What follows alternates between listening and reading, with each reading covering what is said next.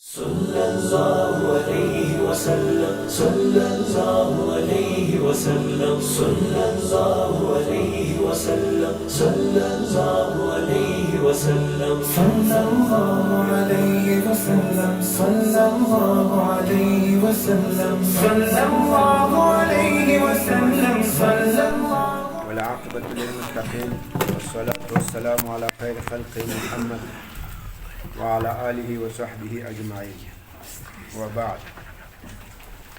مغتا سيدي عثمان رضي الله تعالى عنه لانتخاب او داغه خلافت طریقه دا بیان کساغت څنګه خلیفہ شو.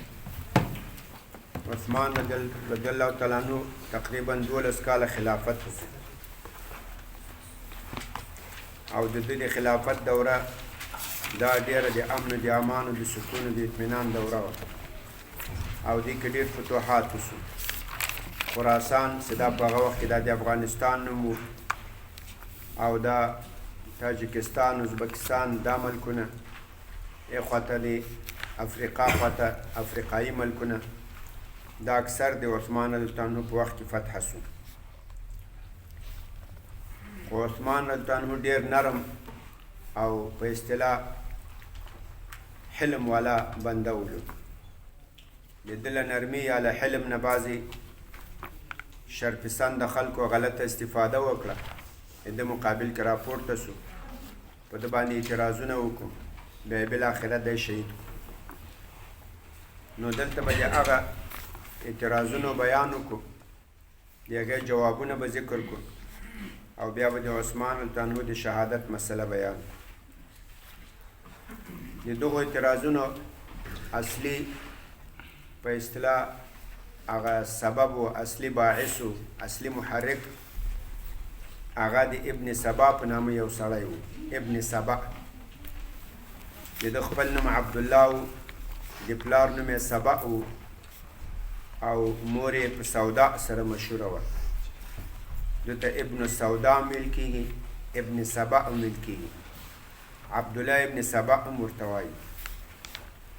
دا په اصل کې یهودي و، بیا ظاهرا د اسلام اظهار وکړو خو په زړه کې کفر و نفاق پټ کړی و. په آخره کې د علي رضی الله عنه د تشیع چې زه د هغو ډله یم، د هغو شیعه یم، د هغو پارټۍ یم، هغه اظهار یې او غلط عقاید په مسلمانانو کې خپاره کړل، لکه هغه شیخینو ابوبکر و عمر باندې بد ویل رضی الله عنهما، علي عثمان رضی باندې اعتراضونه کول او علي رضی په حق کې دومره توغل چې اخر د هغه په الوهیت هم قایل وای دا خدای ده، نعوذ بالله من ذلک.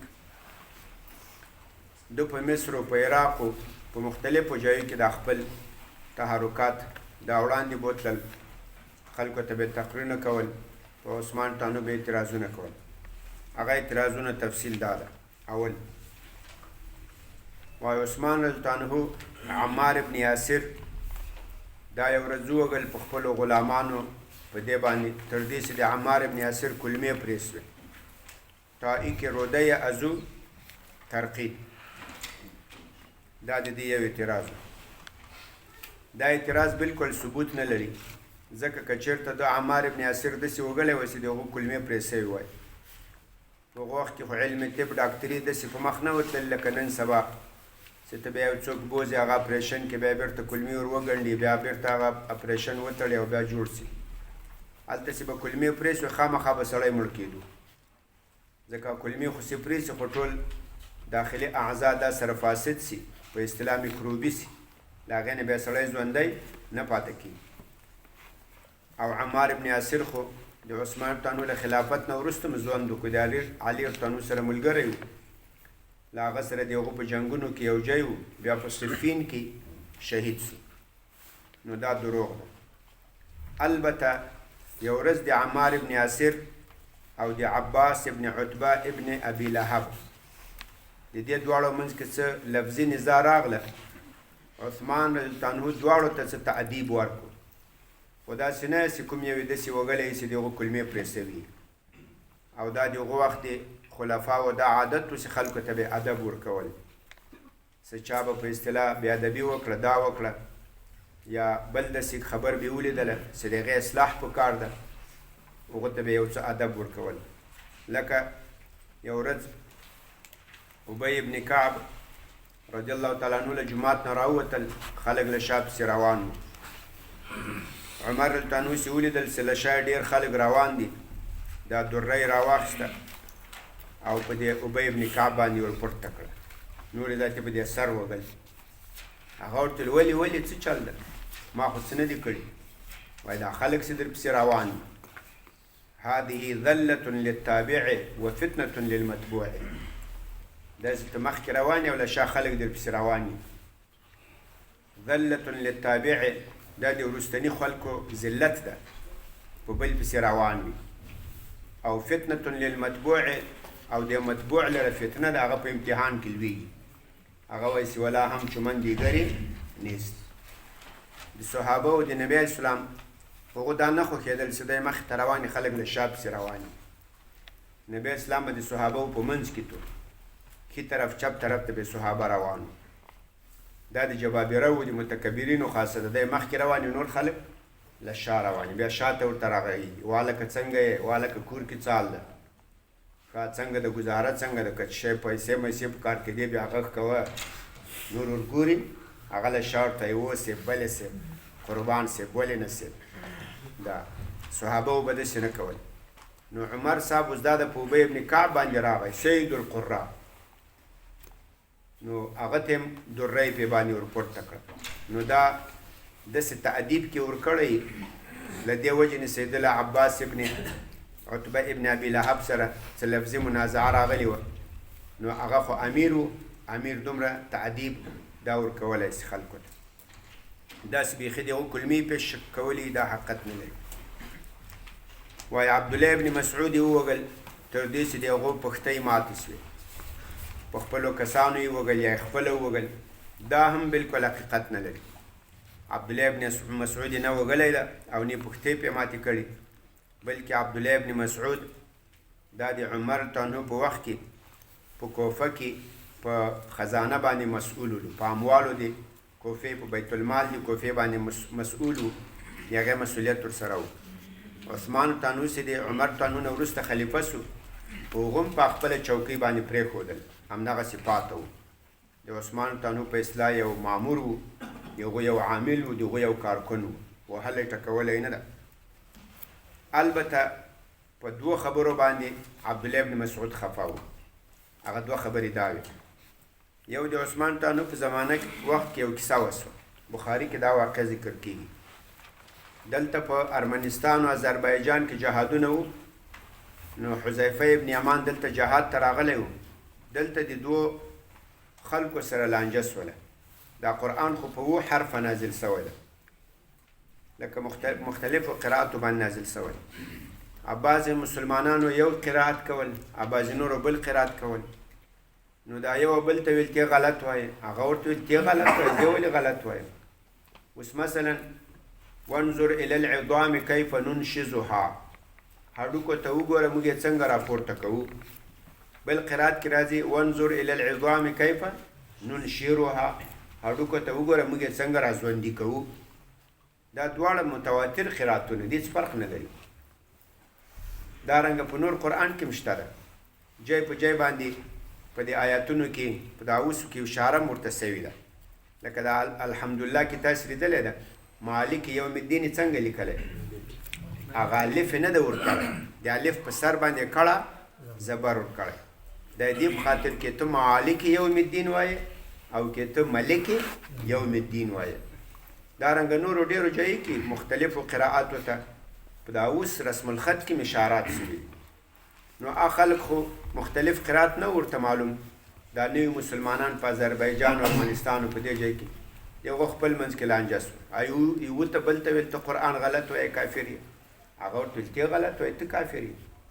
حذیفه ابن یمان چې دا مشکل محسوس کو، هغه راغی مدینې منورې ته عثمان عنه ته، وایي یا امیر المؤمنین ادرک امة محمد قبل ان یختلفوا فی الکتاب اختلاف اليهود والنصارى.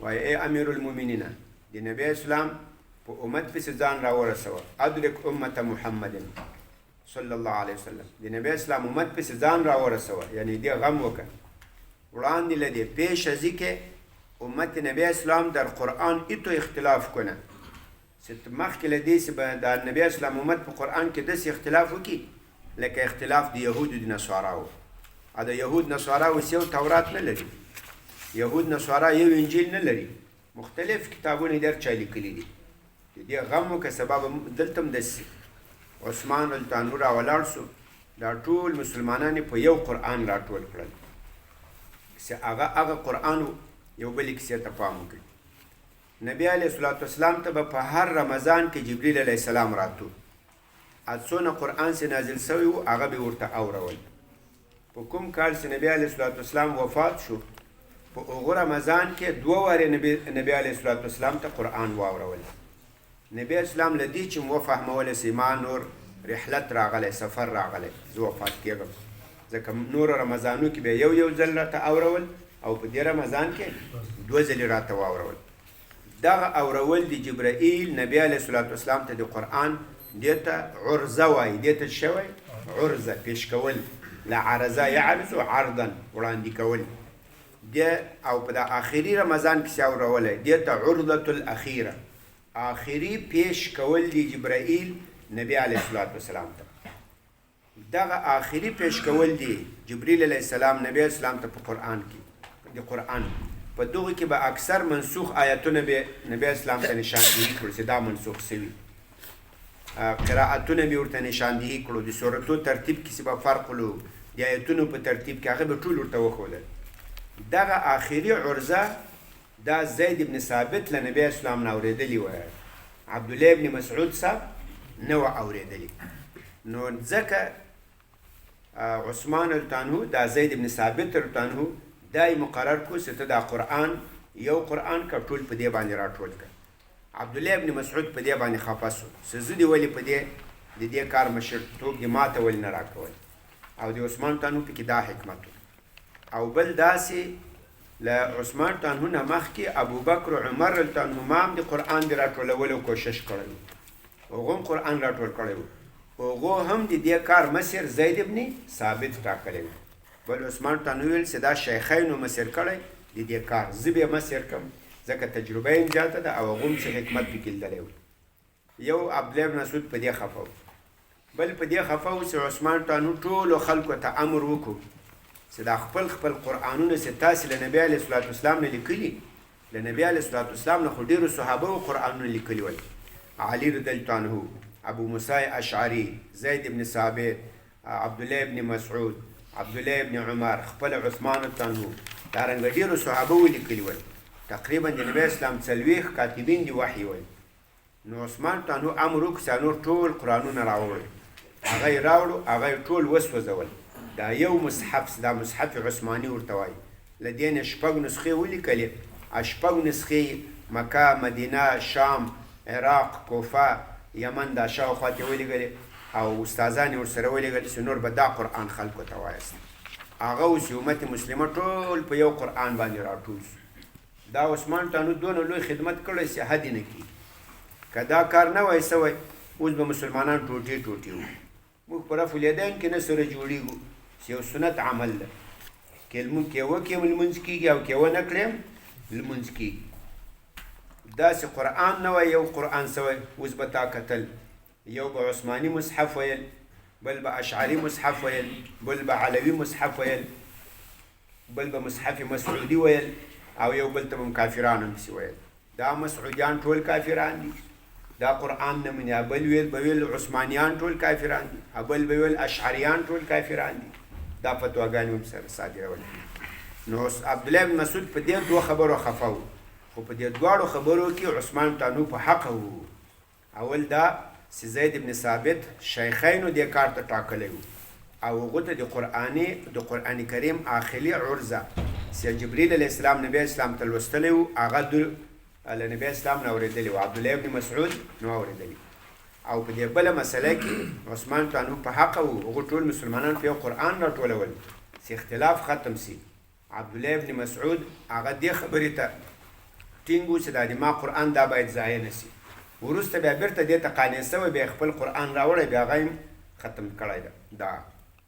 نو دا سوال د دې چې عبدالله ابن مسعود یې وګلی پښتۍ پې ماتې کړې، دا خبره بې اساسه ده. البته هغه په دې دوه خبرو باندې خفه و، خو په دې دواړو خفګانو کې عثمان صاحب په حق و، او دا خفګان دا بلا موجب و بلا سبب و، دا خلاص. دریم عثمان رضی الله تعالی عنه یو بدعت وکړو، هغه داسې ټول خلک په یو قرآن راټول کړو. د نبی اسلام زمانه کې خو دا یو قرآن نه و، هلته خو د هر چا سره خپل قرآن و. لکه موږ تاسې ویل د علي صاحب ځان ته قرآن و، د ابو موسی اشعري ځان ته و، د عبدالله بن مسعود بیل و، د زید بن ثابت بیل و، داسې د عثمان تانو بیل و. د دې جواب موږ تاسې وکړو. عثمان رضی الله تعالی عنه د قرآن په نسبت هغه خدمت وکړو چې قرآن یې له ضیاع نه وساتل. ساتي خو الله، خو عثمان تانوي سبب سو. انا نحن نزلنا الذکر و انا له لحافظون. ساتونکی خو الله ده، خو په دې عالم الاسباب کې عثمان تانوي سبب او موجب سو. عثمان تانوي د قرآن په راټولولو کې بدعت نه ده کړی، هغه لوی خدمت یې وکړو چې مسلمانان له افتراق او اختلاف نه وساتل. علي رضی الله تعالی عنه نه نقل راغلی، هغه وایي ایها الناس، اے خلکو، الله الله، دی الله خیال وکړئ، دی الله لحاظ وساتئ، دی الله په خاطر. ایاکم والغلو فی امر عثمان، ځان وساتئ له تجاوز نه په حق د عثمان کې. وقولکم، او له دې خبرې ځان وساتئ. عثمان ته بعضې خلک وایي حراق المصاحف، سوځونکی د قرآنونو، سوځونکی. دا خبرې مه کوئ، د الله لحاظ وکئ، د عثمان تانو کې داسې تجاوز مه کوئ. فوالله ما حرقها، عثمان تانو دا نور قرآنونه نه دي سوځولي، الا عن ملئ من اصحاب رسول الله صلی الله علیه وسلم، مگر دا له فیصلې د یو جماعت کې نبی علیه الصلاة والسلام. مدینه منوره په دې وخت کې له صحابه ونه ډکه وه، اصحاب بدر پکې وو، اصحاب احد پکې وو، مهاجرین و انصار وو. عثمان تانو دا ټول کارونه چا په مشوره کړي دي؟ د مهاجرینو د انصارو. د هغو په حق کې ګورې مبالغه مه کوئ، غلطې خبرې مه کوئ. دا کار یې په خپله رأی باندې نه ده کړی. دا او حکمت یې پکې هغه و چې د خلکو د اختلاف مخه ونیول سي. نو عثمان تانو باندې دا اعتراض چې دی حراق المصاحف و، د قرآنونه سوځولي دي. دا خپل حضرت علي صاحب وایي چې څوک چې دا خبره د په حق کې کوي، د الله په خاطر له دې ځان وساتئ. دا ډېره غلطه خبر ده. د قرآن حفاظت کړی، د مسلمانانو د ټولنې د یو ځای کولو خیال ساتلی ده. او دا فیصله د شخصي نه وه، دا د صحابه و، د یو جماعت یو اجماعي فیصله وه. مدینه په هغه وخت کې له صحابه و ډکه وه. دارنګه ابشره مبشره صرف 4 کسان پکې وفات شوي، 6 کسان دا موجود وو. دارنګه نور اصحاب بدر، اصحاب احد، لوی لوی صحابه ول. 4 اعتراض. عثمان رضی الله تعالی عنہ بعضې ځمکې حما وګرځولې. حما دا حرم ته وایي، حما علاقه ممنوعه ته وایي. لکه دا حکومتونو بعضې ځایونو جوړ کړي، دا علاقه ممنوعه ده. هلته بې له حکومتي خلکو، له حکومتي سازو سامانو، آلاتو، موټرو، ګاډو، اسونو، سورلیو نه سوا بل څوک هلته ورتلی نه شي. دې ته په عربي کې حما وایي، حرم ورته وایي. موږ تاسو په اصطلاح کې علاقه ممنوعه ورته وایي. عثمان رضی الله تعالی عنہ بعضې ځمکې دا حما وګرځولې. یو وارې دا د حما فلسفې ته وګورئ. دا له اسلام نه مخکې په عربو کې داسې چل و چې یو قوم، یو سړی به د قوم د قبیلې مشر و، سردار به و، امیر به و. هغه به یو جي ته راغی، په یو جي به یې واړول، په یو دشته کې یا په یو ځنګل کې یا په یو چینو په یو اوبو باندې. نو هغه وخت کې خو عرب ټول دا مالونه، اوښانو، ګډې وزې دا به ساتل، نو خامخا سپیان به هم ساتل. لکه دا نن سبا هم دا د موږ تاسو سارایان خلک چې په سارا اوسېږي، دا اوښانو ګډې وزې ساتي. سپي هم څنګه کوي؟ ساتي، د هغو د حفاظت په خاطر.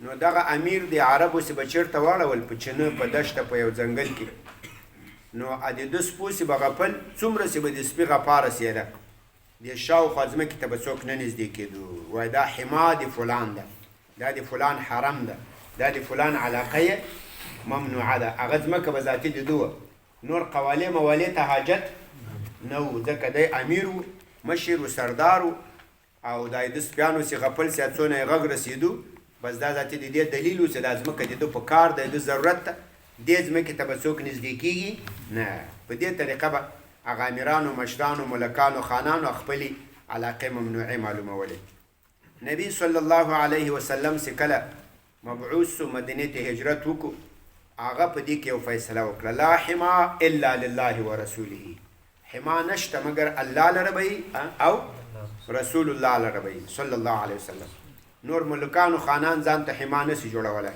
چې دا د ما علاقه ده ولې ته علاقه ده قواله سند خریده چا نه دی اخیستي چا نه په میراث درته پاته د هېڅ شی نه دی تا دا خبرې نسته ښه الله او رسول الله ته ولې سته ځکه الله او د الله رسول صلی الله علیه وسلم چې علاقه ممنوعه جوړوي دا د مسلمانانو د یو ضرورت په بنا نبی اسلام به څنګه علاقه ممنوعه جوړول څنګه حرم به جوړو حما به جوړول نبی علیه الصلاة والسلام ته به خلکو د زکات وخان راوستل ګډې به راوستې وزې به راوستې یا به د جهاد لپاره اسونه ساتل وخان به ساتل نو هغه خو ټول په مدینه منوره کې نه سوای ساتلی مدینه منوره خو ښار و په ښار کې خو څوک 100-200 وخان یا 100-200 اسونه وزې نه ساتلی نو دې ته به بیا یو ځای دښته یا یو ځنګل دا به ورته حرم وګرځولي چې دې فلان ځنګل دې پلان درې دې ته به څوک نه راځي دلته به صرف د زکات دارنګه د جهاد یا د فیع د غنایمو دغه اسونه ګډان وزې دا به دلته څرېږي بل څوک به دلته نه راځي خپل غلامان خپل نوکران به ورته ټاکلي وو نو له هغو چې به ذاتي خلکو غریبانو ته هم تقسیمول جهاد ته به هم مجاهدینو ته به هم ورکول نو په دې طریقه سره به حما جوړوله دې حما ته تاسې پام وکړئ دا د چا شخصي نه وه دا یو مشترک مال و د مسلمانانو د مشترک منافع په خاطر به دا حما جوړېده د نبی اسلام داسې شخصي نه وایي چې د خپل شخصي اسونه به پکې ولاړ د زکات د جهاد د فیع د منفعت عامه لپاره به استعمالېدو د منفعت او هغه مخکنیو امیرانو وزیرانو رئیسانو خو به د ځان لپاره یو ځای کړی و هغه به د ده د چکرو د میلې و د مزو د چړچو ځای و نبی اسلام داسې نه و کړی نبی علیه الصلاة والسلام چې کله وفات شو دغه حرم یا حما یا علاقه ممنوعه چې نبی اسلام ټاکلې وه دا د ابوبکر صدیق صاحب په زمانه کې مو د عمر تانو په زمانه کې دغه حما یو څه پراخه کړه ځکه په هغو وخت کې د اسلام سرحدات پراخ سول مجاهدین ډېر سول دا د جهاد لپاره په اصلاح د ډېرو امکاناتو حاجت و هلته جهادونه په اسونو په اوښانو په قچرو په دې به کول دغه ټانګونه موټرې دا شیان خو نه ول نو هغې ته ډېره علاقه پیدا په کار کېده نو هغه حما یې نور هم پراخه کړه د عثمان التانو په زمانه کې نور دایره د اسلام پسې پراخه سوله او مجاهدین پسې زیات سول نو امکانات ډېر په کار ول هغه علاقه ممنوعه یا حرم یا حما هغه نور هم پسې پراخه کړه نو اوس دا په عثمان تانو باندې اعتراض ده نه قانون د خو ځان د مزو د چړچو د سیاحت د سیلو د ښکار لپاره علاقه نه ده جوړه کړې زه به دلته ښکار کوم پکې او اسونه به پکې ځغلوم خو د اسلام دایره پراخه سوه امکانات ډېر په کار سو اسونه اوښان قچرې نو چې دا ډېر په کار سو علاقه هم ډېره په کار ده شخصي حما خو نه ده جوړه کړې ستاسې اعتراض کوئ دا اعتراض هم بېجایه و په جواب باندې انشاءالله پوه شو که دا دې خبرو ته ښه پام کوئ ګورئ دا نن سبا هم دا بعضې خلک دي هغو تاریخ نیم کله ویلی بیا په صحابهو باندې دا اعتراضونه کوي یا له نورو غلطو خلکو نه دا اعتراضات دا اورېدلي بیا دا اعتراضات په صحابهو باندې کوي پنځم اعتراض یې دا و وایي عثمان تنهو ابو ذر الغفاري رضی الله تعالی عنه دا یې له مدینې نه وشړل ربزې ته ربزه دا د مکې د مدینې او د شام په مابین کې یو کلی ده خو کلی داسې شاړ کړی د آباد نه ده محدود یو څو کورونه دي نور شاوخوا یې دشت و بیابان ده وایي دا د ابوذر له مدینې نه وشړل ربزې ته دا د ابوذر په حق کې یو په اصلاح غلطه فیصله وه ابوذر دا له سابقین فی الاسلام نه ده آن په مکه کې لا ایمان راوړی څلورم پنځم کس ده او د نبی اسلام جلیل القدر صحابي ولو نبی اسلام د ده په مدحه کې ډېرې اقوال ویلي دي په یو حدیث شریف کې راځي وایي ما اقلت الغبراء ولا اظلت الخضراء اصدق ذي لهجة من ابي ذر. وای دا خړې پړې ځمکې په ځان باندې حمل کړی نه ده، شینکي آسمان سیوری نه ده کړی، په ډیر صادق له ابو ذر نه. زمین خاکی رنگ به جان خود حمل نکرده، آسمان سبز رنگ زیر خود سایه نداده. ای تو یک کسی که از ابو ذر کده صادق تر باشه، یعنی دیل طول نه چی شده دیر صادق. بل حدیث که رازی اربعة تشتاق الجنة الیهم، مگو تازی خوش شوق لروس یا اللہ جنت تم بوزی. سلور کسان دسی دی جنت وائی سی اللہ دا زر راولی، جنت وائی سی دا زر راولی. اغا سوک دی، اغا سلمان فارسی دا، ابو ذر غفاری دا، مقداد ابن الاسود دا، او علی کرم الله وجهه دا. داغا کسانی نو ابو ذر دومره لوی سړی دا. عثمان تانهو تبعید کو لمدینه نه وشړل ربزیته، هغه یو کلی یو شاړه ځمکه وه، هلته یې وشړل. دا خو ښه فیصله نه وه. دې جواب داسې ده. ابو ذر رضی الله تعالی عنه له دې ټولو فضایلو سره سیده ذکر دی په حدیثو کې بالکل همدغسې بنده و. خو ابو ذر تعالی یو خاصه نظریه درلوده. په هغې نظریه کې جمهور صحابه ورسره دی مخالف و. ابو ذر ویل وای مطلق مال سی وساتې دا کنز ده، دا خزانه ده، هغه خزانه ده چې په قیامت کې به تو په هغې عذابېږي. لکه په دې آیت کې ذکر راغلی والذین یکنزون الذهب والفضه، او دا کوم کسان چې سره زر و سپین زر ساتي، کسی که طلا و نقره را نگاه میکنه، ولا ينفقونها فی سبیل الله، دی الله په لار کې نه خرچه کوي، فبشرهم بعذاب علیم، دی ته خبر ورکه په عذاب دردونکي سره، دردناک سره. دا د نظریه وه. وای نو له حاجت نه اضافي چې د یوه روپۍ هم وساتله، په دې به الله تا ته څه شی درکوي؟ عذاب. ابو ذر بیا ډېر لوی ښه مقرر و واعظ هم و. هر ځای ته چې به یې تقریرونه وکړل ډېر خلک به پرې راټول شول، او دا د امیرانو مقابل په دې به ردونه کول چې دا ټول به الله عذاب ورکوي، داسې به یې داسې به یې داسې. شام ته ولاړ، هلته معاویه رضی الله تعالی عنه والي و، هلته دا تقریرونه وکړل. نو ډېر جذباتي تقریرونه وکړل، ځوانان دا یې تقریبا بیخي راوپارول. معاویه تانهو عثمان تانهو ته حال ولېږل چې د ابوذر در وغواړه. د دې یو شخصي نظریه ده، دلته په عامو خلکو کې دی اختشاش پیدا کوي. عثمان تانهو ابوذر راوغوښتل، ابوذر سې راوغوښتل. نو له هغه سره په مجلس کې ناست و، نور صحابه هم ناست و، عثمان تانهو هم ناست، ابوذر هم راغی. عثمان تانهو ابی ابن کعب ته وویل وای ابی ابن کعبه، دا ډیر مال ساتل دا به څنګه وي؟ عبدالرحمن ابن عوف وفات سو، له دونه ډیر مال پاته سو. ابی ابن کعب ورته ویل چې په دې کې څه باک نسته، کله چې سړی د الله حق پکې ادا کړي. مثال له تا نه څومره مال دولت دې ساتلی وي، دا باک نه لري چې زکات ورکوې، صلې رحمي کوې او فقیرانو مسکینانو ته ورکوې. نور څونه مال ساتې دا باک نه لري. ولې باک نه لري؟ دا جمهور صحابه وګوره رای، تاسو دلیل ته پام وکړئ. الله میراث فرض کړی که نه ده فرض کړی؟ وکنه میراث دا په قرآن کې ډېر آیتونه پکې راغلي سورت نساء کې چې سړی مړ شي د پلار دومره دی، مور دومره دی، بیبي دومره دی، د زوی دونه دی، لور دومره دی. ښه دا میراثونه ټول ذکر دی. نو دا میراثونه به څه وخت تقسیمیږي؟ چې سړی غریب مړ شي که مالدار مړ شي؟ نو خو مالدار به مړ کېږي، لږه به یو شی پاته یې کال. نو په یوه روپۍ کې به ته څه میراثونه تقسیموې؟ کفن به کې، ګورکن به کې، څه شی به کې؟ نو معلومه ده ډېره دنیا به پاته. وای پس له دې چې څوک حقوق ادا کړي، یعنی زکات ورکړي، صله رحمي وکړي، ټول حقوق واجبه فریضه ادا کړي، که له دونه څونه مال پاته سي هم باک نه لري. ابوذر پې باندې ورجک سو په ابی ابن کعب باندې. وای نبی علیه الصلاة والسلام حدیث نه ده اورېدلی؟ نبی علیه الصلاة والسلام وای که دا ټول احد دما سي او دا سره زر سي، زه به دا خوښ نه کړم چې په دې باندې یوه ورځ تېرېږي او مګر ما دا ټول د الله په لاره کې مصرف کړي. یعنې زه به دا خوښ کړم چې دا مصرف کړم، ساتل به خوښ نه کړم، مګر دومره مال کې زه قرض ته وساتم. وای دا دې نه ده اورېدلی؟ دا ابی ابن کعب په سر باندې وامسا کش کړو. خو هغه صحابه و، یو بل ته غږ نه سره کول. ابی ابن کعب ځان چوپ کړو او ابوذر تانهو له عثمان تانهو نه خفه سو. خفه په دې سو چې ګوارې په ده باخوندې خو دا جواب وویل د ما د تردید لپاره دی ویل، د چا لپاره؟ عثمان تانهو ورته ویل وای داسې چل وکړه یا دلته ما سره مدینه کې واوسېږه بس دلته دغه بیانونه کوه. دلته ټول صحابه کرام دي، تا بیانونه په هغو باندې په اصطلاح کوم جذبه مذبه نصیب کې را پیدا کولی، هغو ته ټول تفصیل معلوم ده. او دا نورو ځایو کې نوي مسلمانان دي، هغو کې بیا جذبې را پیدا کېږي.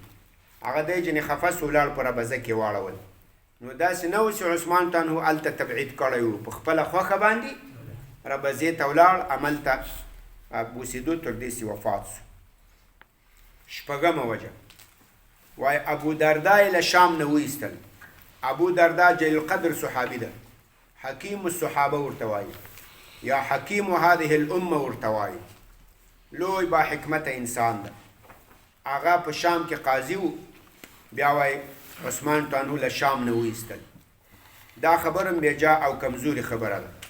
ابو دردا له شام نه عثمان تانهو نه ده ایستلی. ابو دردا هلته قاضي و، معاویه تانهو هغه والي و. له معاویه تانهو سره په بعضې مسایلو کې اختلاف راغی، هغه والي و، دی قاضي و. ایسته دی جن راغی مدینې منورې ته، بیا ورنغی. تر دې چې دی کله راتو، ابو معاویه تانهو ورسره مشوره هم وکړه چې ته خو رانه ځې، نو زه تا په ځای څوک قاضي کړم؟ دوی ورته ویل فضاله ابن عبید، دا به یې ما په ځای قاضي کړي. نو که چېرته وهل وای یا ټکول وای یا په زور ایستل وای، معاویه تانهو بیا مشوره ورسره کوله نه کنه. بیا چې دوی ورته ویل چې پلانی قاضي کړم، هغه به ورته ویل چې کې کوم کې نه کوم، د تا په خولو نه کوم. خو اوس معاویه تانهو ورته وایي ته خو لاړې، خو ما ته څوک یو بل څوک راوښیه چې زه تا په ځای باندې قاضي کړم. نو هسې خفګان راغلی و، نور داسې نه و چې چا په زور باندې دی له شام له دې نه راایستلی و. وم اعتراض وایي نبی علیه صلات وسلام یو سړی له مدینې نه شړلی و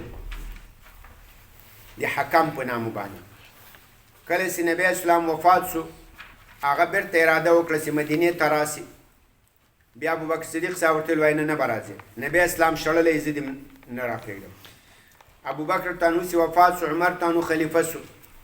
هغه سړي بیا مطالبه وکړه د حکم ابن ابي العاص چې زه به بیرته مدینې ته راسم. وایي نه، نبی اسلام نه یې راپرېښودلی، ابوبکر نه یې راپرېښودلی رضی الله عنه، زه دې نه راپرېږدم. عثمان تانهو چې کله خلیفه سو، هغه حکم یې مدینې ته څنګه کو راپرېښودل. دا د نبی اسلام له سنت او د شیخینو له سنت نه مخالفت وکړو. تا ولې داسې کار وکړو؟ حکم خو نبی اسلام مدینې ته نه راپرېښودل، شړلی و. دې اعتراض ته مختلف جوابونه کړي. یو جواب یې دا کړی چې دا بیخي معلومه نه ده په صحیح سند چې نبی علیه صلات وسلام حکم دا له مدینې نه کا یو ور به دا پرېږدي. بیا دې ته یې وجه وایي، وایي حکم یې ولې له مدینې نه شړلی و؟ په دې کې یوه وجه دا ویلي، وایي هغه یو ورځ د نبی علیه صلات وسلام پیښې کولې، د نبی اسلام طریقه یې کوله. وایي نبی اسلام داسې روان وي، په رشخند باندې هغسې روان سو په طریقه سخریه استهزاء. بیا نبی اسلام دی وشړل.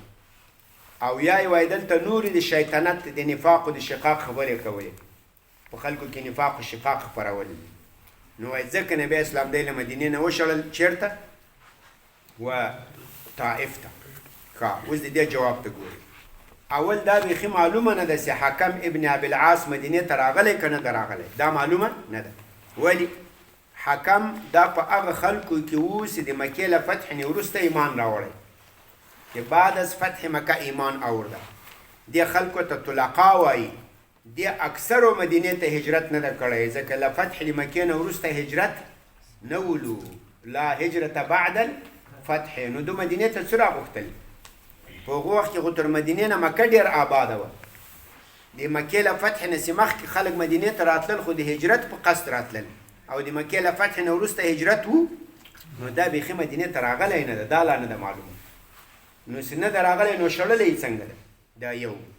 دویم دا ده چې دا حکم چې څومره مضر وایي، څومره غلط سړی وایي، دی به ډېر مضر و که به عبدالله ابن ابی ابن سلول ډېر مضر و کنه. د هغو په حق کې قرآن نازل ده، نبی اسلام هغه له مدینې شړلی، نو دی به یې ولې شړل؟ دا نو د دې دا شړل بیخي نه دي معلوم، که دا مدینې ته راغلی یم یې دا شړلي نه دي معلوم، او نه دا د نبی اسلام طریقه وه. ښه، که دا شړلی د صحیح د ویې شړل، مدینې ته رامغی، اول یې راتلل معلوم نه دي، بیا یې شړل نه دي معلوم، دواړه ومنل. بیا خو دا شړل هغه تغریب سی ورته شړل هغه خو ډېر سخت حد راغلی په حق د زاني کې راغلی البکر بالبکر جلد 100 و تغریب عامن د ده دا کار لزنام پسې به تر سو نبی اسلام په خپل دور حیات کې اتم نم لسم کال 3 کال نه د مدینې ته راپرېښی ابوبکر تانو 2 کال نه د راپرېښودلی عمر تانو 10 کال نه د راپرېښودلی دا هم دي 15 کال دا څنګه تغریب ده 15 کاله تغریب مې نه لیدو او هلته د زاني تغریب څومره ده 1 کال ده نو دا ټول چې سر راوجنګوې د دې داسې معلومیږي چې دا هسې یو خبر ده چې په عثمان تانو پسې دا تړلې ده نه د هغو راتلل مدینې ته ثابت دي نه شړل ثابت دي او که دا دواړه ومنم بیا 15 کاله تغریب هم نو نشته ده آخري جواب دا ده ګورې نبی علیه الصلاة والسلام دا ټول مې د سره ومنل نبی اسلام دا سړی په خپل وخت کې تبعید کړی و تغریب کړی و په دې کې حکمت و ابوبکر تانو نه راپرېښودل په دې کې حکمت و عمر تانو نه راپرېښودل په دې کې حکمت و عثمان تانو امیر المؤمنین سو که نه سو عثمان تانو به په یو کار کې حکمت ته ګوري او که به په پټو سترګو یو کار کوي حکمت د هغو په وخت کې حکمت دا و چې دا سړی مدینې ته راشي خو امیر خو کوي دغه کارونه نبی اسلام ټول خلک په یو قرآن راټول کړو نیکو راټول ابوبکر تانو راټول کړو عمر تانو راټول کړو نه چا راټول کړو ولې راټول کړو په دې کې یو حکمت و که نه د قرآن د ضیاع مخه ونیول سوه د امت مسلمه د شقاق و د نفاق مخه ونیول سوله نو دا خو هغه کارونه دي چې عمرای کوي د سیاست په خاطر باندې د خلکو د عام مصلحت په خاطر باندې نو که دا ټولې خبرې د سره ومنم چې نبی اسلام حکم شړلی و تبعید کړی و او تبعید هم دغه 15 کاله و عثمان ته نو اجازه ورکړې ده هغه به یو حکمت پکې لیدلی و او امیران د حکمت په خاطر یو کار دا کولی شي دا اته اعتراض مو ویل او یو څو تقریبا 11 دانې نور هم پاته دي 11 به بیا انشاءالله سبا ته ووایو او بیا به د دې دا بیا دغه خلک سي دا اعتراضات په عثمان تانو باندې کول دا بیا د دې باعث سو چې بیا بالاخره هغه شهید کړی او دې خبرې کې یو بل به انشاءالله په اخر کې وایو په د امیرانو باندې اعتراضونه کول په شرعي امیرانو بیا د هغې مقابله کې راپورته کېدل اختشاش جوړول دا اول وار د عثمان تانو مقابله کې سوي بیا د علي تانو مقابله کې سوي او دا د خوارجو کار ده دا د چا کار ده د خوارجو امیرانو باندې چې ته اعتراض کوې شی کوې هغه به د نصیحت په نیت باندې کوې هغه به په خلوت کې کوې هغه به داسې نه کوې چې په عام محضر کې وکړې د دې نه یو شر و فساد جوړ کړي استغفر الله تعالی لي ولکم ولسائر المسلمین وصلى الله تعالى على خير خلق محمد وعلى آله وصحبه أجمعين